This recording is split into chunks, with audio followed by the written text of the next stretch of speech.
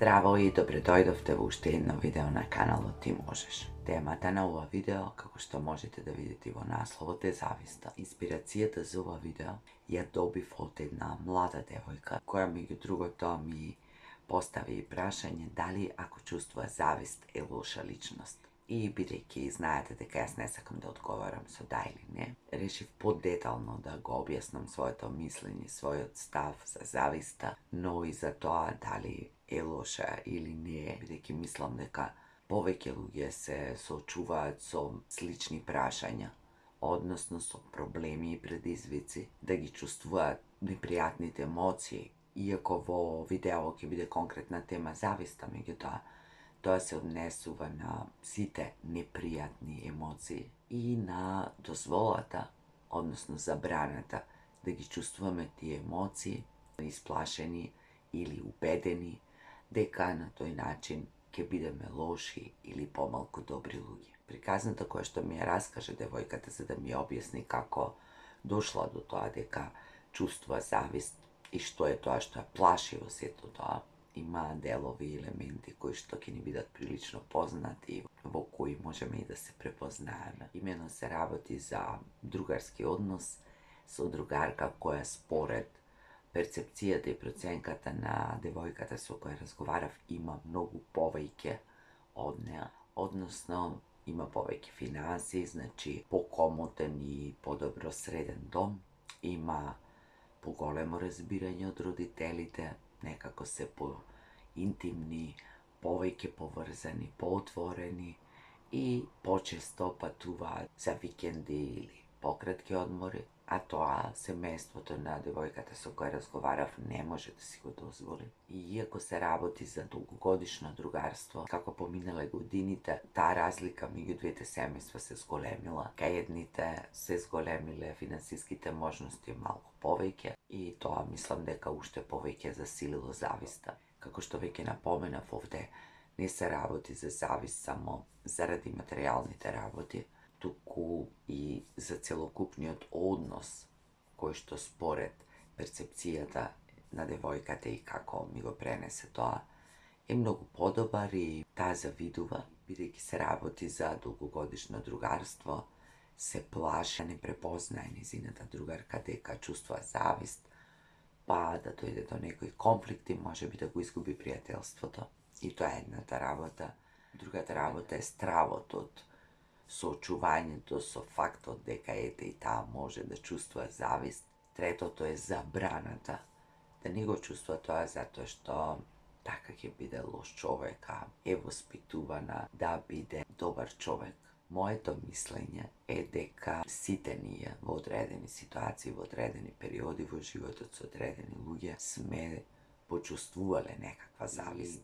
Тоа е човечки, тоа е апсолутно во ред, се до тогаш додека не преокупира, се додека под влијание на тоа чувство не правиме лоши работи, не повредуваме некого и се додека можеме тоа да го контролираме и да не ни влијае нити на односот во конкретниот случај со другарката, нити на целокупното живење.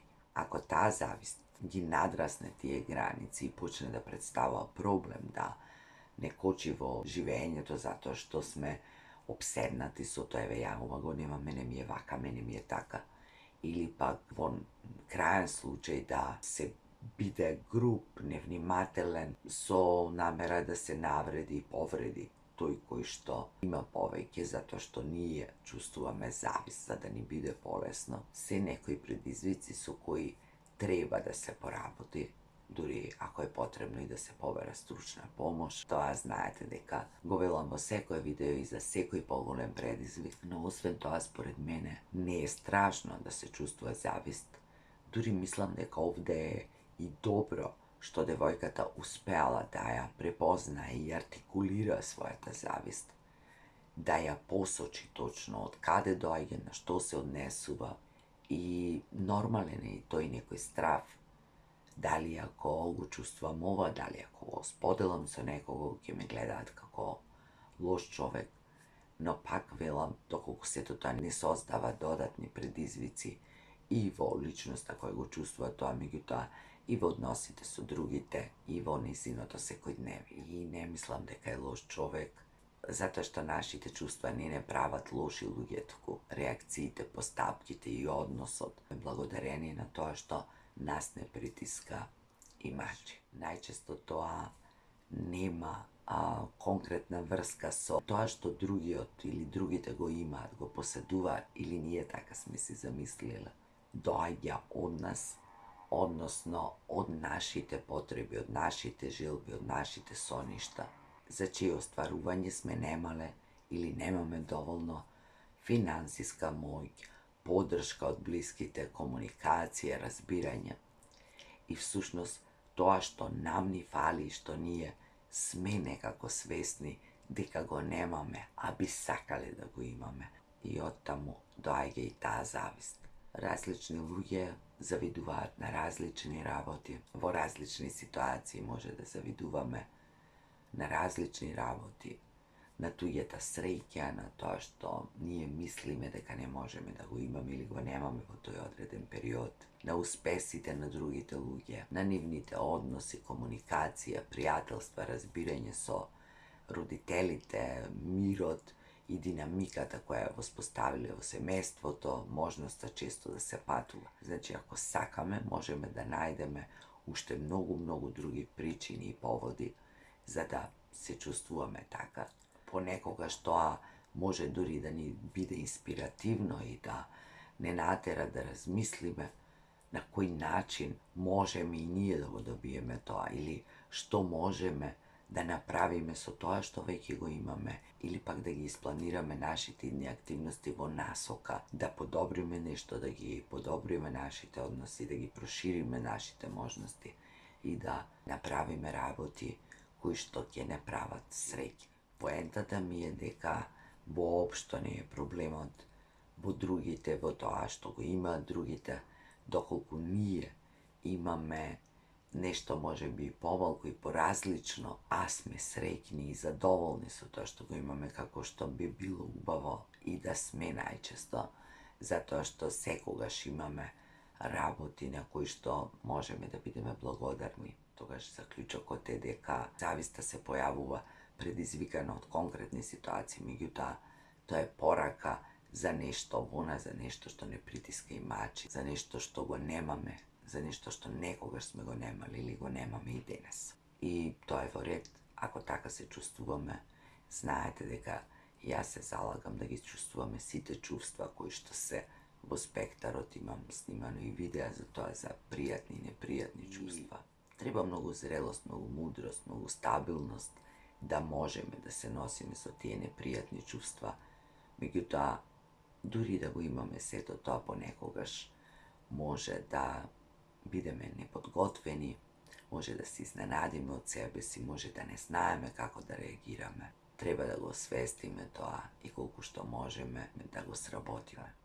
Да се чувствува завист и да се биде завидлив или да се биде завидлив животно како дел од карактерот се различни работи и во ред е, доколку понекогаш чувствуваме завист, тоа не прави лоши луѓе, но тоа исто така не прави завидливи или генерално завидливи, туку луѓе кои што во одредена ситуација чувствуваат завист за нешто. И според мене тоа е сосем во ред, како што кажав и на почетокот, се додека тоа не кочи во нашето секојдневно функционирање, во нашите односи или пак дури и не мотивира да направиме нешто поинаку, да си дозволиме себе си да уживаме малку повеќе и во тоа што го имаме. Но она што е битно и што може да ни олесни да се чувствуваме подобро е сознанието или фактот дека сите ние чувствуваме завист и тоа не прави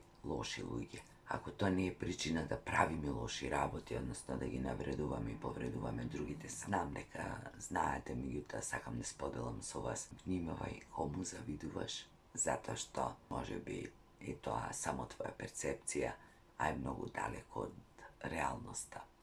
И јас им завидувам на луѓе кои што многу патуваат заради тоа што и јас сакам да патувам, меѓутоа не сум во можност секогаш или тие луѓе виделе, поминале, прошетале многу повеќе држави и градови од мене.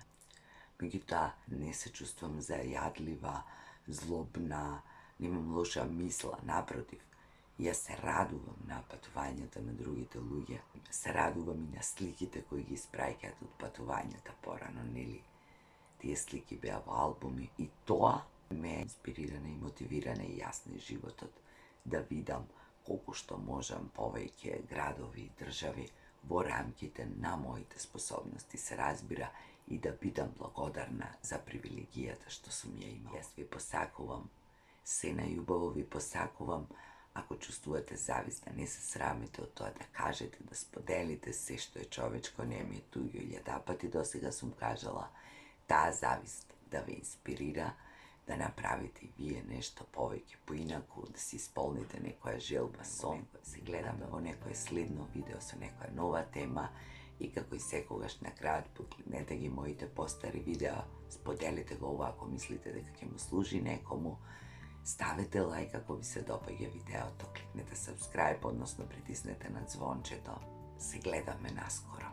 Се најубаво.